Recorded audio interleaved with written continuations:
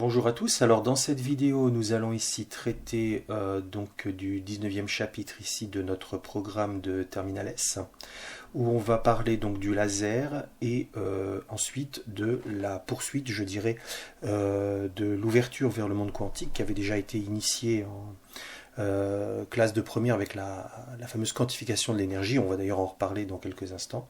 Et puis donc la poursuite au niveau terminal, c'est d'aborder ici un concept très important, fondateur d'ailleurs de la physique quantique, que l'on appelle la dualité onde-corpuscule. Alors on commence donc dans un premier temps ici par étudier, si vous voulez, le principe de la lumière laser, et commencer donc par quelques petits rappels donc, de notions qui ont été vues donc, en classe de première S.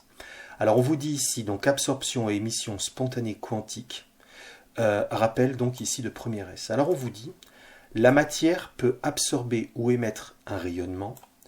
Au niveau microscopique, l'atome absorbe ou émet un photon correspondant donc à un quanta d'énergie, c'est-à-dire un petit paquet, c'est ce qui est dit là ici, un quanta d'énergie, si vous voulez, c'est un petit paquet fondamental d'énergie lié à des transitions énergétiques ou sauts quantiques. Voilà, j'ai oublié le T là ici, saut quantique.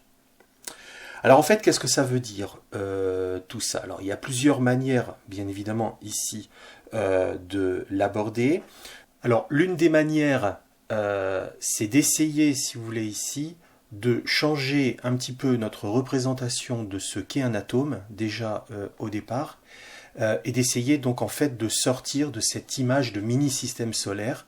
Et c'est ce que je vais essayer de vous montrer maintenant, bien que tous les physiciens quantiques vous diront que de toute façon, ça reste, donc ce que je vais vous montrer maintenant, en toute rigueur une image fausse, si vous voulez, mais on va dire qu'elle est quand même moins mauvaise que celle des mini-systèmes solaires qu'on a couramment l'habitude de voir. Voilà.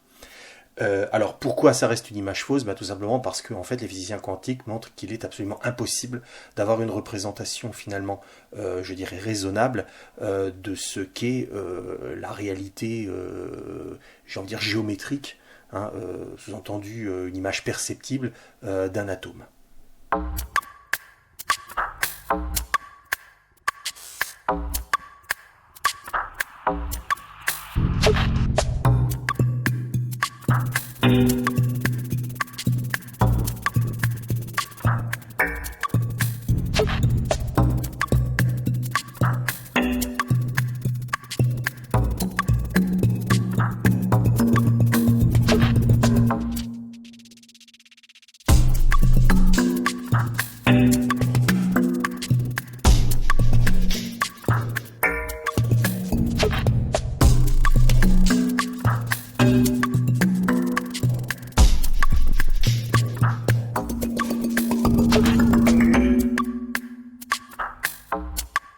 Alors j'espère que cette petite vidéo, ce petit extrait vidéo là ici vous a un petit peu, je dirais, intellectuellement bousculé, parce que je pense que vous êtes d'accord ici qu'on est bien loin en fait des images de mini-systèmes solaires comme on voit un petit peu partout dans les vulgarisations scientifiques. Et en fait, qu'est-ce que vous avez vu?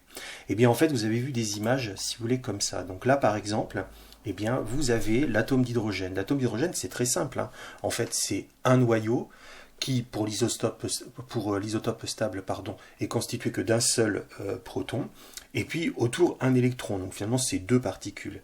Et vous voyez en fait que cet électron là ici, eh bien, se trouve en fait dans une espèce de nuée là ici, qui bien évidemment semble comme ça vibrer un petit peu dans tous les sens autour donc du proton, et à l'intérieur d'une espèce de volume là ici qui effectivement est sphérique.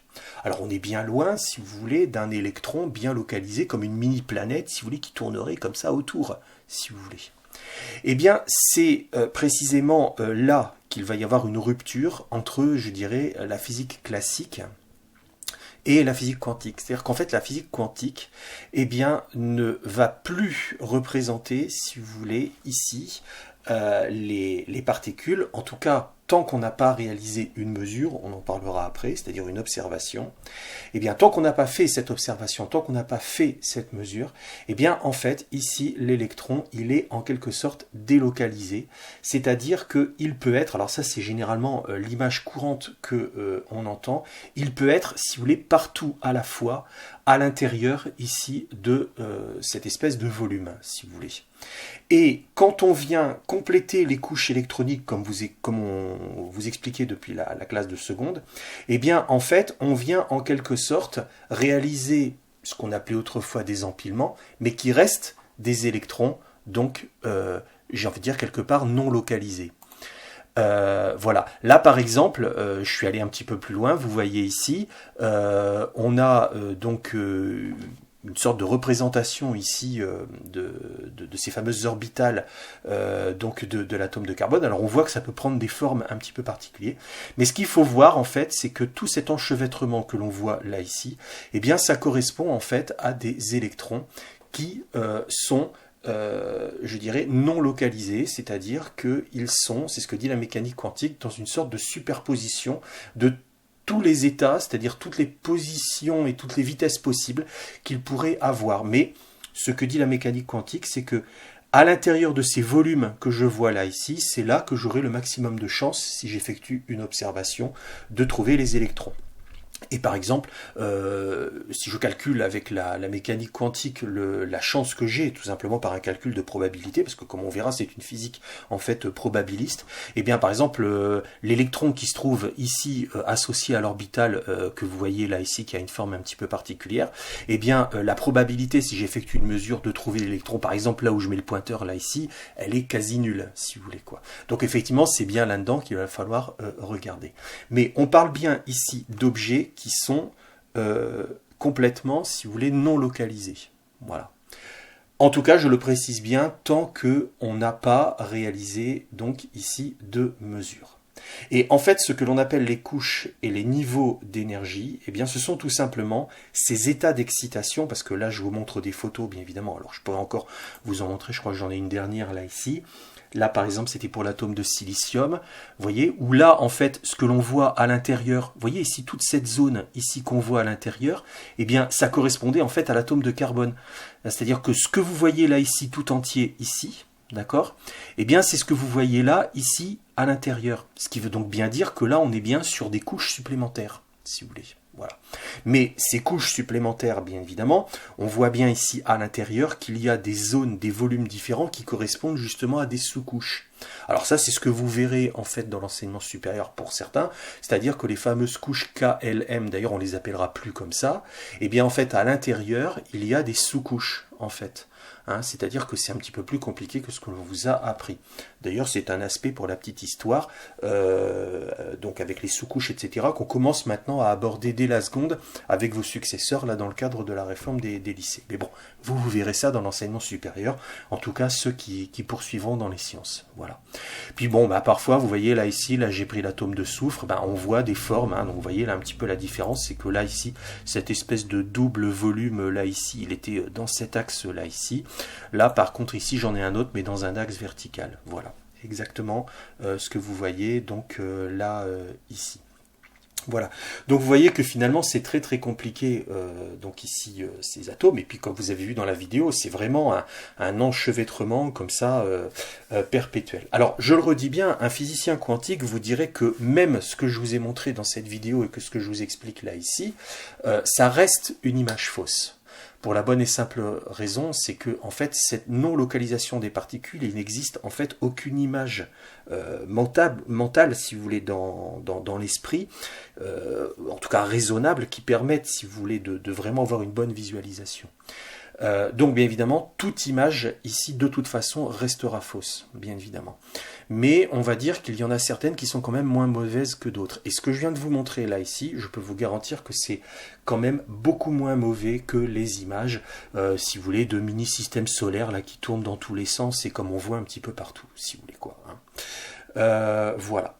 Alors pourquoi je tenais en fait à vous montrer ça? Eh bien c'est tout simplement parce que en fait ici, c'est grâce, si vous voulez, à cette structure très particulière que vous venez de voir, que, en fait, on va pouvoir avoir des électrons en fait qui basculent d'un état, si vous voulez, agité, en tout cas d'un point de vue énergétique, c'est-à-dire instable, vers des états, si vous voulez, plus stables. Et on va donc retrouver cette notion de transition électronique que l'on avait vue. Voilà. Alors, en fait, il faut voir, si vous voulez, il faut avoir l'image, si vous voulez, que, en fait, un électron, suivant son état d'agitation, un petit peu comme ce que vous avez vu dans la vidéo, eh bien, c'est ça qui fait qu'il va exister dans un état d'énergie, si vous voulez, plus stable ou moins stable, en quelque sorte. Je peux donc maintenant essayer de vous montrer donc une autre vidéo qui permet de comprendre, si vous voulez, cette quantification de l'énergie.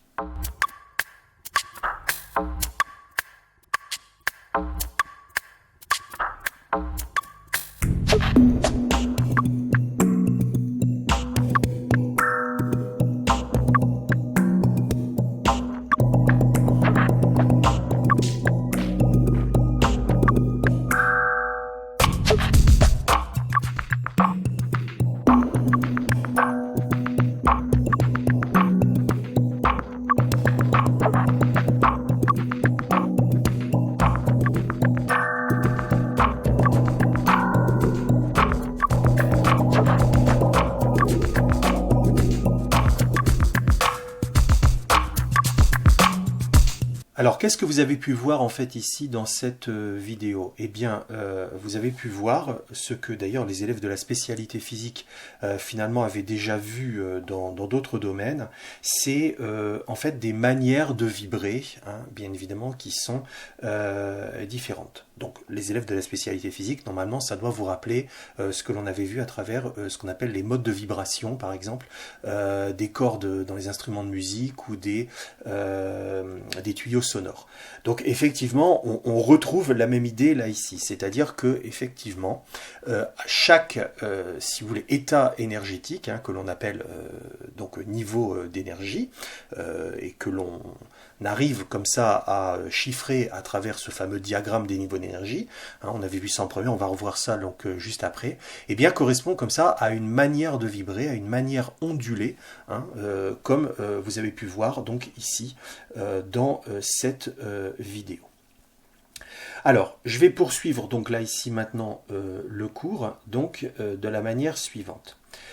Donc, ce que vous aviez vu l'année dernière, eh bien, c'est l'absorption de lumière et l'émission de lumière. On vous avait présenté les choses comme ça quand vous étiez élève de première. Concernant l'émission, il y a juste un petit mot qu'on avait oublié de vous dire, mais on va en parler maintenant. C'est le mot spontané. Donc, vous avez vu l'absorption de lumière et vous aviez vu donc l'émission spontanée.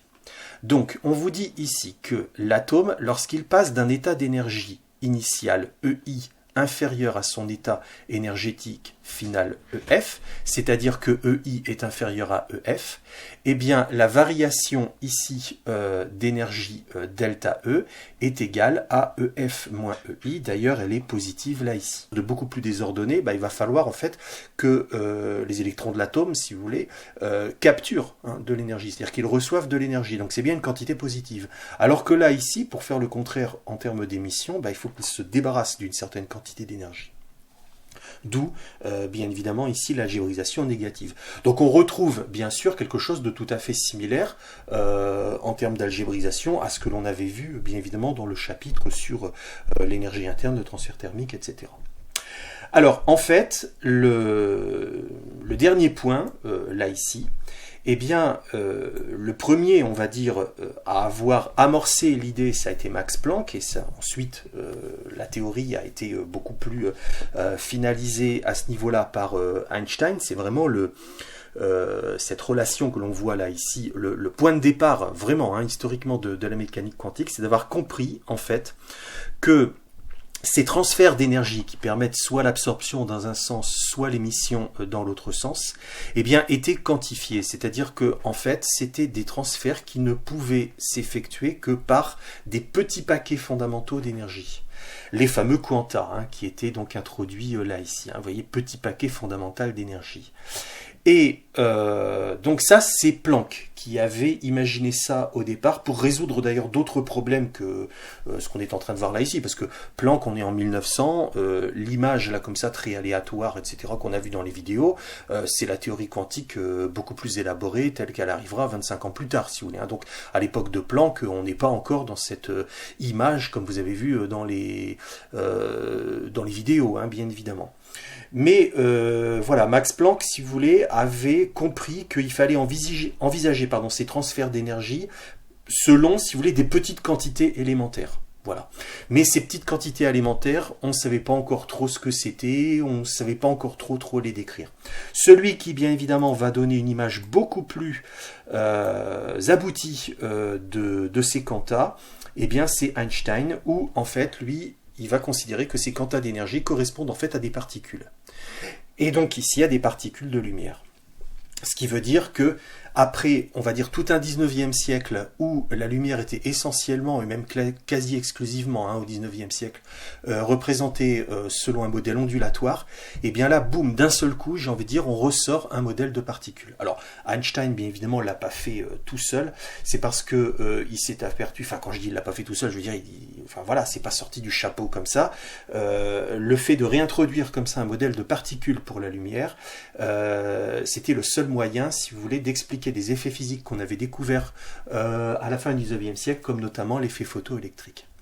Mais le problème, c'est que c'est pas pour autant qu'il faut enterrer, si je puis dire, le modèle ondulatoire. Alors ça, je vais pas en parler maintenant, parce que cette coexistence entre un modèle corpusculaire, si vous voulez, c'est-à-dire un modèle de particules, si vous préférez, on appelle ça modèle corpusculaire, pour la lumière et un modèle ondulatoire, la coexistence, j'ai envie de dire, entre les deux, c'est quelque chose d'assez compliqué, et que l'on verra un petit peu plus loin dans la fameuse dualité onde-corpuscule. Alors là, donc, on introduit ici ces particules, donc que l'on appelle les photons, bien évidemment ici, ça vous vous souvenez, les particules de lumière. Et ces particules de lumière donc possèdent cette petite quantité élémentaire donc d'énergie, correspondant en fait à la transition entre niveaux, bien évidemment, comme on va le voir dans le diagramme. Et cette relation dite de Planck-Einstein, eh bien, elle nous dit en fait que l'énergie correspondant donc ici à la transition, eh bien en fait est proportionnelle à la fréquence en fait associée à l'onde de lumière. C'est-à-dire qu'il y a bien une sorte de lien entre les deux aspects. L'énergie de la particule en fait est directement reliée à la fréquence de l'onde associée, si vous voulez, par cette relation. Et la fameuse constante de proportionnalité ici, c'est la constante dite de Planck ici. Alors bien évidemment, comme la fréquence, c'est le rapport de la célérité sur la longueur d'onde, eh bien je peux écrire E égale h nu, ou bien évidemment E égale hc sur lambda. Alors ça, c'est cette relation, alors c'est une seule et même relation, bien évidemment, c'est deux manières différentes de la présenter. Là, c'est la présentation, j'ai envie de dire, initiale, donc proportionnalité, énergie, fréquence. Ça, ici, bien évidemment, c'est en ayant légèrement transformé, vous l'avez compris, et à ce moment-là, on peut dire aussi que finalement, l'énergie est inversement proportionnelle à la longueur d'onde associée. Bon, voilà. Donc ça, bien évidemment, c'est à connaître absolument par cœur. Ça, on ne peut pas travailler ici en physique quantique si on ne connaît pas ça, bien évidemment. Alors, ensuite, donc, voilà, donc je vais assez vite là, ici, parce que j'ai dit quand même beaucoup de choses là, donc l'énergie, la constante de Planck, donc la constante de Planck, 6,63 10 puissance moins 34 joules seconde, donc nu, la fréquence, lambda, ici, c'est la longueur d'onde, et c'est la célérité de la lumière. Alors, à noter, bien évidemment, ça c'est quelque chose qu'il faut avoir bien repéré, on vous l'avait dit en première, ici. En physique quantique, la fréquence, elle est notée par la lettre grecque nu, avec un N, bien évidemment, nu. Donc c'est une espèce de V, comme ça, un petit peu arrondi, là, ici. Voilà, donc c'est le choix au niveau des notations, si vous voulez. Et donc on oublie ici, en tout cas pour la physique quantique, on oublie la lettre F pour la fréquence. Là, la lettre F, c'est quand on est plus en physique classique. Voilà. Donc en physique quantique, c'est la lettre grecque nu. Voilà, donc les niveaux d'énergie sont spécifiques à chaque atome et sont en quelque sorte une signature des éléments. Alors c'est ça que, bien évidemment, on ne pouvait pas voir à travers la vidéo parce que ce serait beaucoup trop compliqué, mais c'est que, en fait, tous ces volumes là que vous aviez vus tout à l'heure et ces manières de vibrer hein, qu'on voyait dans la deuxième vidéo, un petit peu comme une espèce comme ça d'ondulation. Donc ça rappelle vraiment les modes de vibration. Et là, je le redis bien encore, normalement les élèves de la spécialité physique devraient normalement avoir un peu plus ça en tête parce qu'on avait bien travaillé ça dans le cours de spécialité. Bon, bah les autres, voilà, bah, c'est l'occasion de découvrir cet aspect-là ici. Hein, donc reprenez ces petites vidéos si vous voulez vraiment bien avoir ça à l'esprit. Voilà, donc ces manières de vibrer, si vous voulez, sont pas les mêmes, on va dire, d'un élément à l'autre. Ce qui veut donc dire que, bien évidemment, les niveaux d'énergie, en fait, la répartition, si vous voulez, de ces niveaux d'énergie, ça va pas être les mêmes d'un élément à l'autre.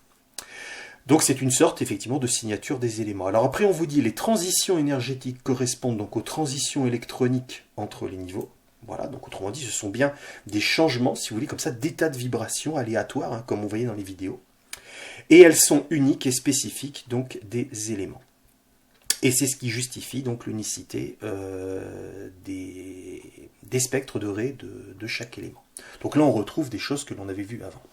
Et donc, si je reviens un petit peu en arrière, hein, maintenant, j'espère que vous avez bien compris que, à chaque fois qu'il y aura absorption ou émission. Donc on est d'accord, absorption, ça veut dire qu'on va monter dans le diagramme, hein, que je vais remontrer après. Émission, ça veut dire qu'on va redescendre, si je puis dire, hein, dans le diagramme. Et bien ceci ne peut se faire que grâce aux fameux photons. Mais à condition que les photons, bien évidemment, possèdent exactement la valeur d'énergie correspondant à la transition. C'est-à-dire que si un photon n'a pas, pour un élément donné, la bonne valeur d'énergie associée à la bonne transition, eh bien, il ne sera ni émis ni absorbé, si vous voulez. En tout cas, pour un élément donné. Peut-être qu'il le sera pour un autre. Mais pour un élément donné, il ne le sera pas. Il faut vraiment qu'il y ait les bonnes valeurs correspondant aux transitions. Alors, on résume, hein, c'est ce que je disais ici, souvent ça, hein, vous l'aviez vu dans la vidéo, alors je vous le remontre là, ici, maintenant, sous forme de diagramme. Donc, on représente ici les niveaux d'énergie. Là, bien évidemment, on est dans ce que l'on appelle le niveau fondamental, donc c'est le niveau le plus stable, là où, si vous voulez, ça vibre le moins. Et puis après, on a donc des niveaux excités, etc. Et donc, on retrouve bien ici cette quantification, hein, donc pour n égale 1, n égale 2, n égale 3, etc. Et en quelque sorte, la vibration réelle donc d'un élément, l'état énergétique réel d'un élément, c'est une sorte, c'est ce que dit la physique quantique, de superposition de tous ces états fondamentaux que vous aviez pu voir dans la petite vidéo. Alors, j'ai noté là ici que quand n ici prend une valeur infinie, à ce moment-là, ça correspond à ce qu'on appelle l'état ionisé, parce qu'à ce moment-là, l'atome, si vous voulez, devient tellement, enfin l'électron, pardon, dans l'atome devient tellement loin, si vous voulez, que, à ce moment-là, il est plus en interaction avec le noyau. L'électron, entre guillemets, est parti. Il a été, par exemple, capturé par un autre élément, et à ce moment-là, on arrive à l'état d'ionisation que tout le monde connaît, là ici. Alors, ça c'est bien, seulement ici, il existe, si vous voulez, une autre manière d'émettre la lumière. Hein, on est d'accord, là on a parlé de l'absorption, bon très bien, et puis de l'émission spontanée. Maintenant, il existe une autre manière de faire, mais qui, comme vous allez le voir, en fait, n'est pas naturelle. C'est-à-dire que c'est un processus qui est forcé, en quelque sorte. C'est pour ça qu'on appelle stimuler. Bah oui, quand on vous stimule, ça veut dire que ça ne vient pas de vous-même spontanément. Hein. Si on est obligé de vous stimuler pour faire quelque chose, ça veut dire qu'il faut bien qu'il y ait quelqu'un à l'extérieur qui vous booste un peu pour faire quelque chose. Eh bien, c'est un petit peu la même idée qui est là, ici. Il est possible de réaliser des émissions stimulées, donc, de lumière. On vous dit un photon ayant l'énergie correspondant à la bonne transition peut interagir avec un atome même si ce dernier est déjà dans un état excité. Le photon incident n'est pas absorbé, mais il induit la désexcitation donc, de l'atome. Voilà, je vais faire ça ici. Donc il induit la désexcitation de l'atome qui revient alors à son état fondamental en émettant donc un photon identique au photon incident. Alors reprenons tout ça parce que c'est important. Le photon, ici, à condition bien sûr qu'il ait la bonne valeur d'énergie pour la bonne transition entre niveaux, on est bien d'accord, peut interagir avec un atome même si ce dernier est déjà dans un état excité. Parce que là, bien évidemment, on sous-entend quelque chose d'un petit peu binaire. C'est-à-dire que dans l'émission spontanée, eh bien, si vous voulez, l'atome, donc, il est dans un état excité, boum, il retombe vers un état plus bas, par exemple fondamental, et l'absorption, c'est le contraire. Là, on est en train de dire eh bien, qu'un photon envoyé, donc quelque part ça ressemble un petit peu à l'absorption, eh bien, peut quand même interagir avec, si vous voulez, un électron, mais non pas dans un état plus stable, mais dans un état déjà excité. Donc, on a l'impression que ça fait un peu un mélange des deux, comme vous allez voir après. Et bien, effectivement, quand il se passe ça, eh bien, en quelque sorte, ce photon incident, en fait, il ne va pas être absorbé, mais il induit une désexcitation quand même de l'atome, qui revient alors à son état fondamental, en émettant un photon identique au premier. C'est une sorte, on pourrait dire, de clonage de photons. C'est ça, l'émission stimulée. Et c'est ce qui est dit d'ailleurs après, c'est-à-dire que les photons produits par émission stimulée sont tous identiques en tout point, un peu comme des clones. Ceci augmente l'énergie de l'onde qui interagit bien sûr avec les atomes. Et le phénomène d'émission stimulée ici, c'est un phénomène qui est peu probable d'ailleurs dans la nature, parce que en fait dans la nature c'est l'émission spontanée qui prévaut. En effet, il y a statistiquement beaucoup plus d'atomes à l'état fondamental, bien évidemment, qu'à l'état excité naturellement. Et bien évidemment, comme on le verra après, le principe donc ici d'émission de la lumière laser donc est basé sur donc l'émission stimulée. Alors comment donc là essayer également de visualiser, d'avoir un petit peu une représentation de cette affaire-là, de l'émission stimulée. Bien là encore, je vais vous remontrer donc une petite vidéo. Alors je précise quand même, pour être honnête là ici, que ces petites vidéos, vous pouvez les trouver en fait sur le site internet qui s'appelle toutetquantique.fr, hein, toutetquantique.fr. Ce sont des vidéos en fait qui sont réalisées sous la direction, enfin en tout cas en partie parce qu'il n'est pas tout seul, sous la direction je dirais scientifique d'un physicien en fait spécialisé en physique quantique de l'université, je crois, de Saclay ou d'Orsay, je sais plus, en Île-de-France, qui s'appelle Julien Bobroff. Voilà, Julien Bobroff, et qui fait des choses extrêmement intéressantes. Et d'ailleurs, pendant la durée du confinement, il a proposé des petites vidéos assez amusantes où on peut faire des mesures en physique avec des smartphones. Donc éventuellement, si ça vous intéresse, vous pouvez aller taper sur YouTube Julien Bobroff ou conférence de Julien Bobroff.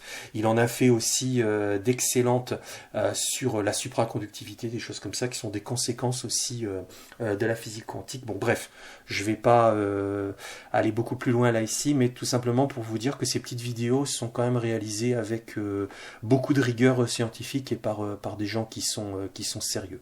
Ah, donc si je me permets de vous les présenter ici dans le cadre de mes cours, c'est parce que je garantis le sérieux et l'authenticité intellectuelle, si je puis dire, des contenus. Alors voilà, hein, donc ici c'est une petite vidéo sur l'émission stimulée pour comprendre donc le principe du laser.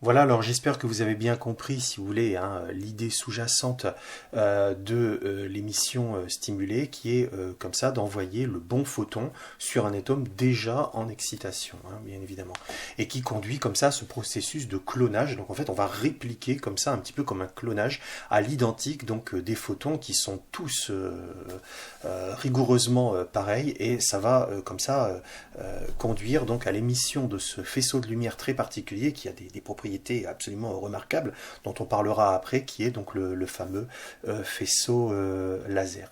Alors ici, je vous montre en fait de manière assez schématique et résumée, donc les trois situations que l'on a vues finalement: absorption, émission spontanée, c'était la première, et puis là ici le complément émission stimulée en terminale. Alors vous voyez l'absorption, ici bien évidemment pour simplifier, je précise quand même, on a juste pris deux niveaux dans un diagramme, de manière très schématique, on n'a pas représenté tout le diagramme comme tout à l'heure, on a pris simplement que deux niveaux, E1, E2, donc sous-entendu E1 c'est le niveau stable, si vous voulez, E2 c'est le niveau instable. Donc l'absorption, c'est tout bête, l'électron si vous voulez est dans un niveau stable, je lui envoie le bon photon, avec E égale h nu, etc., qui correspond exactement à la bonne transition ici d'énergie, donc E2 moins E1 en valeur absolue. Et à ce moment-là, ce qui va se passer, c'est que donc le photon, donc il va basculer vers donc un niveau d'énergie, si vous voulez, plus élevé, mais en même temps qui n'est pas très stable. C'est pour ça que c'est quelque chose, si vous voulez, qui ne perdure pas, on va dire, dans le temps, c'est-à-dire que tôt ou tard, et même parfois quasi instantanément, l'électron va retomber là ici, en fait, en réémettant la lumière qu'il avait reçue donc au départ. Là ici, même chose, l'émission spontanée, et bien là, on force des éléments, en fait, à se positionner en fait dans des niveaux qui sont instables. Donc par exemple on peut tout simplement réaliser ça avec un chauffage. Donc quand vous avez par exemple une lampe, que ce soit d'ailleurs du gaz que vous allez échauffer dans un tube, ou que ce soit une lampe à incandescence avec filament, etc., ce qui va se passer comme ça, c'est que vous apportez beaucoup d'énergie, et donc tous les éléments, si vous voulez, vont se voir comme ça pendant un tout petit laps de temps très très court. Donc les électrons comme ça vont basculer vers des niveaux, si vous voulez, donc instables, d'accord. Mais bien évidemment, j'allais dire, les électrons, c'est un petit peu comme vous et moi, c'est-à-dire qu'on préfère être confortablement assis dans le canapé, c'est souvent l'exemple que je donne aux élèves, plutôt que de rester tout le temps debout, si vous voulez. Bon, si on a le choix entre les deux, on préférera s'asseoir dans le canapé plutôt que de rester debout. C'est un petit peu pareil, si vous voulez, pour les électrons, c'est-à-dire qu'ils vont préférer rester dans un état plus stable, qui serait un petit peu leur canapé à eux, là ici au niveau E1, plutôt que de rester debout, entre guillemets, dans un niveau plus instable. Voilà. Donc si on les force comme ça à se lever, si vous me permettez cette expression, c'est-à-dire en fait à se mettre dans un niveau plus instable, et bien très vite en fait ils vont chercher à retomber.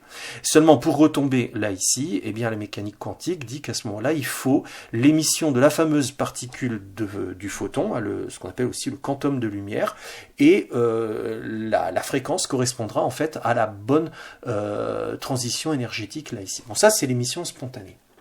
Maintenant, l'émission stimulée, j'espère que vous avez bien compris. Alors, c'était un petit peu la limite, on va dire, de la vidéo, si vous voulez, par rapport à ce que vous avez vu. L'émission stimulée suppose, si vous voulez, qu'en permanence, on se soit débrouillé pour créer en fait un univers, un système, dans lequel, j'ai envie de dire statistiquement, la majorité des atomes sont dans un état excité. C'est-à-dire que je me débrouille pour les garder debout, si vous me permettez. Même si peut-être de temps en temps, il y en a quand même quelques-uns qui vont retomber dans le canapé, si vous voulez. Mais la plupart du temps, je vais essayer comme ça de me débrouiller pour les maintenir dans cet état ici excité. Et je vais envoyer les photons. Alors à ce moment-là, ils vont retomber, mais il faudra que je me débrouille, bien évidemment, pour entretenir l'émission stimulée du laser. Il faudra que je me débrouille pour toujours comme ça les relancer, toujours les stimuler comme ça, les relancer vers l'état instable. Et à ce moment-là, eh bien, les photons vont réaliser ici donc ce processus de clonage, parce que vous voyez que là, ici, je retrouve deux photons qui est identique. Et donc, comme ça, j'amplifie la lumière, si vous voulez. Et d'ailleurs, l'acronyme laser, on va voir après, contient cette notion d'amplification de lumière.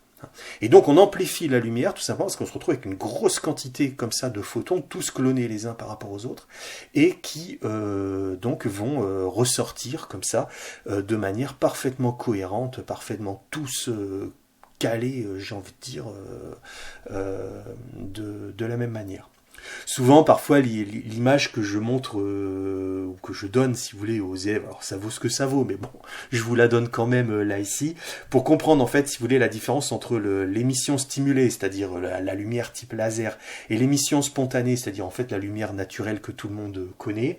Il faut imaginer, si vous voulez, que dans la lumière naturelle, tous les photons, si vous voulez, qui sont ici, eh bien, sont des photons qui sont totalement désordonnés, exactement comme ce que vous pourriez avoir comme ça dans une foule, dans la rue ou dans un parc ou quelque chose comme ça. Alors c'est vrai qu'en ce moment, hein, on évite les mouvements de foule, mais bon, voilà, en temps ordinaire, on va dire, ben voilà. Donc vous avez une foule, donc dans une foule, ben, vous avez des gens de toutes les tailles qui s'habillent très différemment les uns les autres. Il y en a qui marchent doucement, il y en a qui s'arrêtent, il y en a qui marchent beaucoup plus vite, il y en a qui ont des différences de pas très différents, etc. Et bref, ça va un petit peu dans tous les sens. Voilà. Bon, et bien ça, les photons de la lumière naturelle, il faut imaginer que ce serait comme ça, cette foule, on va dire un petit peu désordonnée. Par contre, dans la lumière laser, l'émission stimulée, alors là, par contre, j'ai envie de dire, tout le monde est au pas. Et l'image que je donne, c'est souvent, vous savez par exemple dans l'univers de Star Wars, là quand on voit, je crois que c'est dans le 2e épisode, à un moment donné, il y a une scène comme ça où on voit toute la fameuse armée des clones comme ça, et on les voit tous, alors ils ont tous l'armure blanche, ils sont tous au pas, tous les uns derrière les autres, ça fait des marches parfaites, les tirs au fusil parfaitement cadencés, enfin vous voyez vraiment, voilà. Bon, et bien ça, si on prend cette image-là, hein, de l'armée des clones, où on pourrait prendre les légions romaines aussi, tous au pas cadencés, etc. Et bien là, on aurait bien évidemment l'émission stimulée. Voilà. Donc c'est un petit peu cette image que l'on peut avoir comme ça avec ce processus donc de clonage. Alors maintenant, donc le principe du laser, eh bien précisément, donc il repose là-dessus. Donc là, tout ce qui est précisé, si vous voulez, là ici, bon, on en a déjà plus ou moins parlé. Donc le laser, en fait, c'est un acronyme en fait anglais qui veut dire Light Amplification by Stimulated Emission of Radiation, donc L-A-S-E-R, qui veut dire donc littéralement ici amplification de lumière. Light amplification, ça veut dire donc ici amplification de lumière par émission stimulée, hein, stimulated emission, donc c'est émission stimulée, donc de radiation, hein, c'est-à-dire ici de lumière. Donc amplification lumineuse, ou amplification de lumière, par émission stimulée, donc de lumière ou de radiation. Voilà. Alors l'émission laser repose sur l'émission stimulée que l'on a vue précédemment, donc le nombre d'atomes, hein, donc en état excité, donc étant minoritaire, ben, il va falloir trouver en fait un dispositif pour que en permanence on puisse avoir, si vous voulez, statistiquement beaucoup plus, si vous voulez, d'électrons, d'atomes qui soient dans l'état excité plutôt que dans l'état stable. Si vous voulez. Et donc c'est pour ça, si vous voulez, que c'est quelque chose qui est pratiquement, on n'a aucune chance de voir de l'émission laser dans la nature, parce que dans la nature, mais évidemment, les éléments vont toujours rechercher la stabilité, rechercher à retomber dans le canapé, si vous prenez mon image de tout à l'heure. Donc, ce qui veut dire que dans la nature, il est pratiquement, statistiquement impossible de trouver comme ça des éléments qui, naturellement, vont se trouver dans l'état excité. Donc, ça veut dire que c'est quelque chose qu'il faut effectivement stimuler, qu'il faut provoquer, qu'il faut forcer, en quelque sorte. Et quand on y arrive, eh bien, on a ce que l'on appelle ici une inversion de population. Donc, inversion de population, ça veut dire que majoritairement, on va avoir beaucoup plus d'éléments dans l'état excité, si vous voulez, enfin d'électrons, d'éléments dans l'état excité que le contraire. Donc cet apport d'énergie donc, va pouvoir se faire par pompage. Bon, alors là, je ne rentre pas dans le détail. En fait, on peut s'apercevoir que par des décharges électriques, en fait, il est possible de réaliser ici cette inversion de population. Bon, on appelle ça le pompage optique. Je ne rentre pas dans le détail là, ici. Le milieu traversé donc, par la lumière est un milieu actif. Hein, donc qui contient des atomes excitables, donc permettant l'émission stimulée. Alors par exemple, quand on vous parle du laser hélium-néon, par exemple, alors il faut faire attention parce qu'il existe aussi des diodes laser, des choses comme ça. Alors ça, ce sont d'autres procédés, hein, bien évidemment, pour réaliser l'émission stimulée. Mais ce qui est décrit là ici, ce dont je suis en train de parler, c'est vraiment le principe de fonctionnement, j'ai envie de dire, du bon vieux laser hélium-néon. Donc là, rappelez-vous au lycée, c'est le très gros laser qu'on vous avait sorti, celui d'ailleurs qu'on est obligé de fixer sur plusieurs supports, etc. En fait, à l'intérieur, eh bien, il y a une cavité qui contient justement un mélange ici d'atomes d'hélium et d'atomes de néon. C'est pour ça qu'on appelle laser ici hélium-néon. Et en fait, c'est une sorte de cavité où aux deux extrémités, il y a un petit schéma qui l'illustre après, eh bien on a mis deux miroirs en fait. Alors un miroir sphérique, c'est-à-dire légèrement courbe, hein, si vous voulez, qui s'appuie sur une petite calotte sphérique. Alors ça c'est pour faciliter, si vous voulez, la concentration de lumière, on pourrait dire. Alors, c'est très simpliste ce que je dis là ici, mais en gros c'est l'idée. Et puis de l'autre côté, un miroir, si vous voulez, semi-réfléchissant, donc qui permet comme ça d'avoir une concentration d'éléments, un petit peu comme ce que vous avez vu dans la vidéo, parce que vous avez vu qu'il faut des allers-retours quand même, pour pouvoir réaliser l'émission stimulée et faire ce clonage, mais en même temps, il faut qu'il y ait quand même des électrons qui puissent ressortir, et à ce moment-là, c'était dans la vidéo représenté par le petit trou, en fait c'est le faisceau laser qui ressort. Alors évidemment c'est pas un petit trou, c'est en fait une lame semi-réfléchissante, en fait. Voilà, donc une lame semi-réfléchissante, c'est un petit peu comme le miroir sans timbre. On en avait parlé un petit peu au moment du chapitre sur la relativité avec l'expérience de Michelson et Morley, donc je n'y reviens pas. Donc vous irez revoir ce que j'avais dit à ce moment-là sur un miroir semi-réfléchissant. Donc les photons peuvent réaliser comme ça plusieurs allers-retours. Alors bien évidemment, si ils réalisent des allers-retours, on a donc effectivement ce qu'on peut aussi appeler un oscillateur laser qui va se mettre en place. Et puis surtout, il va y avoir en fait des interférences. Alors c'est ce qui est dit ici après. C'est-à-dire que si vous forcez comme ça les électrons, les photons, donc les particules de lumière, à faire comme ça des allers-retours, comme ce que vous avez vu dans la vidéo, eh bien automatiquement ces photons vont interférer. Et bien évidemment, l'objectif, c'est que... alors pourquoi ils peuvent interférer déjà? Parce qu'ils sont tous identiques, c'est un processus de clonage, et puis surtout il faut se débrouiller pour que les interférences soient constructives, parce que bien évidemment si les interférences sont destructives, à ce moment-là ça ne sert à rien, on n'amplifie plus la lumière, ça semble évident là ici. Donc c'est ce qui est dit là ici, afin qu'il n'y ait pas de perte d'intensité lumineuse et donc d'énergie si vous voulez, eh bien les ondes associées aux photons vont interférer entre elles. Alors ces interférences doivent être constructives et il faut donc que la différence de marche ici soit donc de k lambda. Alors si on prend le petit schéma qui est ici, là vous voyez vous avez la cavité d'une certaine longueur L. Là, ici, vous avez le miroir sphérique, ici MS, miroir sphérique, qui est représenté d'ailleurs symboliquement de cette manière. Et là, le miroir plan, 1,5, donc sous-entendu semi-réfléchissant. Donc autrement dit, une partie de la lumière, évidemment, pourrait ressortir là, ici, et c'est le faisceau laser que je vois. Et donc là, je vais avoir mes allers-retours à l'intérieur. Alors, vous êtes d'accord que si j'envisage, par exemple, ici, l'interférence donc entre par exemple un électron qui aurait parcouru cette distance ici, c'est-à-dire S1m, et celui qui aurait fait en fait un aller-retour comme ça, d'accord, c'est-à-dire ici, donc il va là, il rebondit et il repart. Donc autrement dit, il y en a un qui fait une seule fois la distance L et l'autre finalement qui va la faire 3 fois, c'est-à-dire que aller, retour, puis à nouveau aller. D'accord, donc vous êtes bien d'accord qu'à ce moment-là, on le voit sur le petit schéma là ici, on a bien 3 fois L. Donc à ce moment-là, la différence de marche, a priori ici, eh bien c'est S2M moins S1M. Rappelez-vous ce qu'on avait fait en début d'année sur les interférences. Et donc ce serait dans ma situation là ici, 3L moins L. Donc 3L moins L, ça veut dire 2L. Et si je veux que les interférences donc soient constructives, eh bien il faut que delta égale 2L eh bien, soit aussi égal à k fois lambda. Donc bien évidemment, si vous égalez les deux expressions ici, delta égale k lambda et delta égale 2L, vous avez donc 2L égale k lambda, et donc en divisant par 2, eh bien ça impose qu'il faut, pour avoir les interférences constructives, que la longueur donc ici de la cavité soit exactement un multiple de la demi-longueur d'onde. Et là, je m'adresse encore une fois aux élèves de la spécialité physique. Vous voyez que ici, il y a une condition dite de quantification qui est tout à fait analogue à celle, par exemple, des cordes vibrantes. C'est-à-dire qu'ici, il y a vraiment une analogie.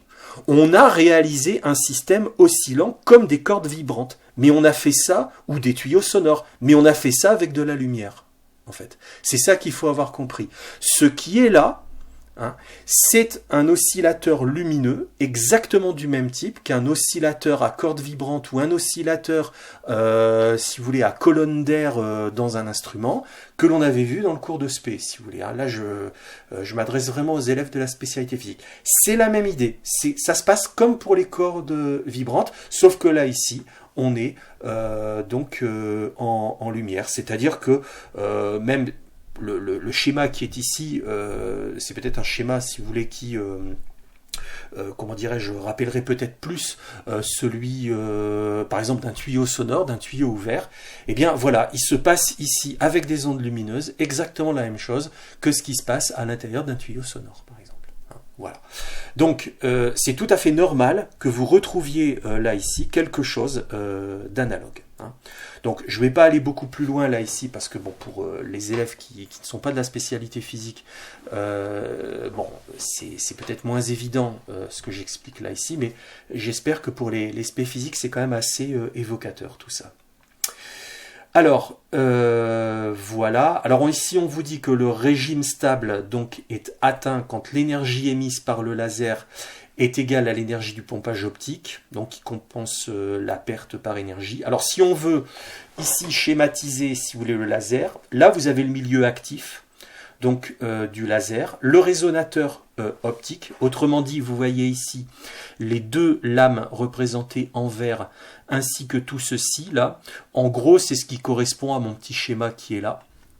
Et donc, là-dedans, vous voyez, vous avez les allers-retours, etc. Là, la lame semi-réfléchissante, donc une partie de la lumière ressort, bien évidemment. Et puis, là, ici, vous avez la source de pompage, c'est-à-dire que vous avez un dispositif, généralement par décharge électrique, etc., qui va forcer donc cette inversion de population, c'est-à-dire forcer les atomes à être dans un état excité, ou plus précisément, les électrons de ces atomes être dans des niveaux d'énergie plus élevés là, ici. Alors, 4 propriétés donc, du laser qui sont extrêmement importantes. La conséquence immédiate et qui semble d'ailleurs assez évidente, de l'émission stimulée, c'est la monochromaticité donc, du faisceau.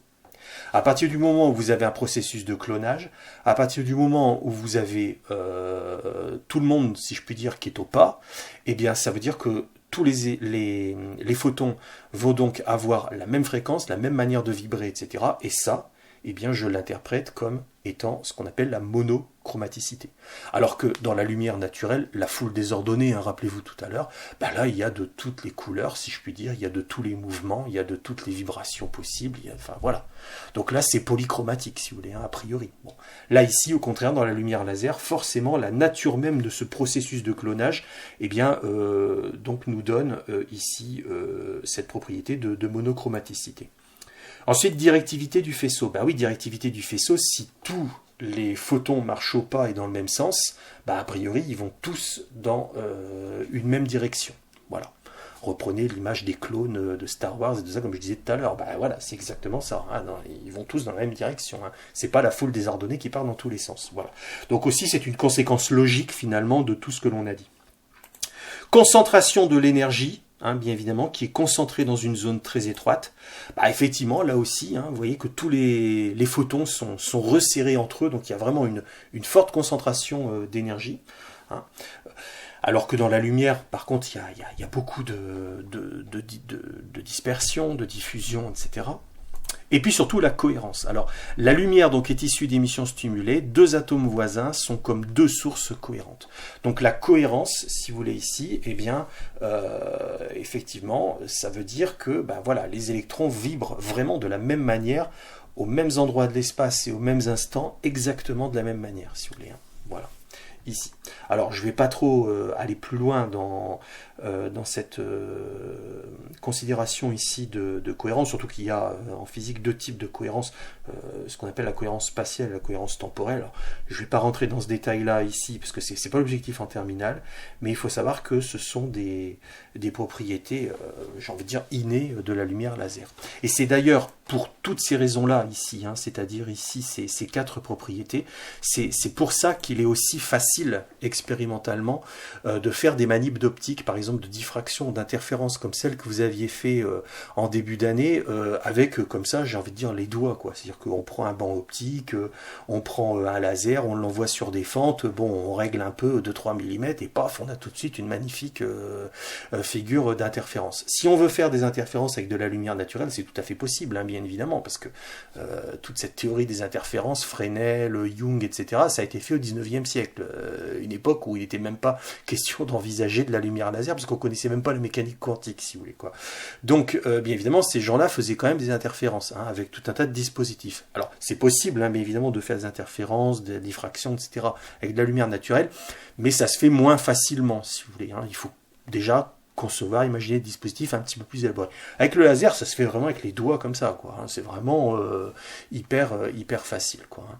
Mais bien évidemment, s'il n'y avait pas eu, si vous voulez, cette théorie quantique qui repensait comme ça la structure des atomes, les niveaux d'énergie, etc., eh bien, on n'aurait pas pu imaginer que ce type d'émission, qui n'existe pas à l'état naturel, je le dis bien, mais qui peut être envisagé d'un point de vue